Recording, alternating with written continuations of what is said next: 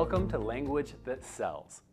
In today's video, you're going to learn how to communicate directly to the core motivator of the human mind and body through emotion.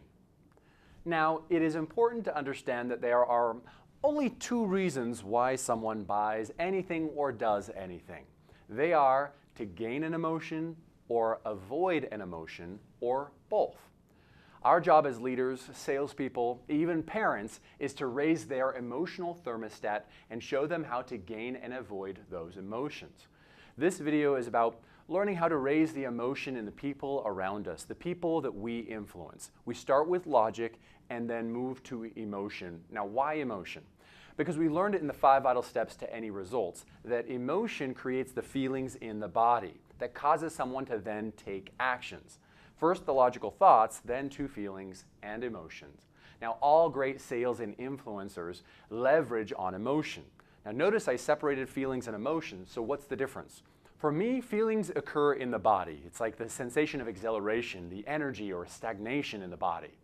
And emotions happen in the mind. It's the notion of joy, anticipation, even sadness. It's what we know or our energetic response to something. Now, this is an important distinction for us to understand. In the 5 vital steps, our thoughts, which are the language and the logic we use, create the emotions in the mind. Then the mind generates a physiological response in the body. But it all works in reverse too. A feeling in your body will cause an emotion that will then lead to a cycle of thoughts. So try this for a moment. All right, go ahead and slump your shoulders forward, droop your head like you're depressed, put a small frown on your face, let your body just sink like it's heavy and has no energy. Go on. Now, how are you starting to feel?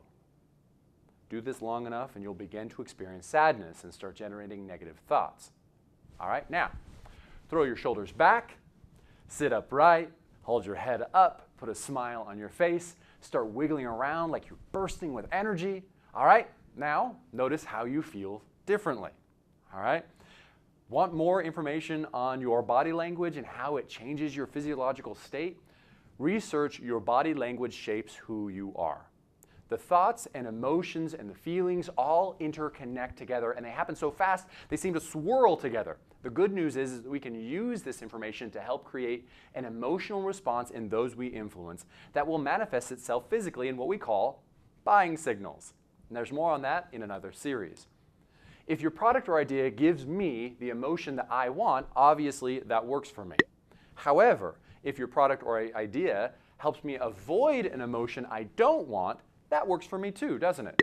That, both scenarios, is preferable to the product or idea creating the emotions that I want to avoid, or not giving me any of the emotions I want to gain. That definitely would not work in our favor, would it? So, you would be surprised how many experienced professionals unknowingly do just that. They give their prospect or those they lead or influence the emotions that they don't want to experience. All right? And that makes them feel unsafe. More on that.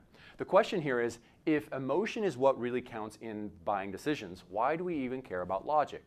Well, there are two answers to that question.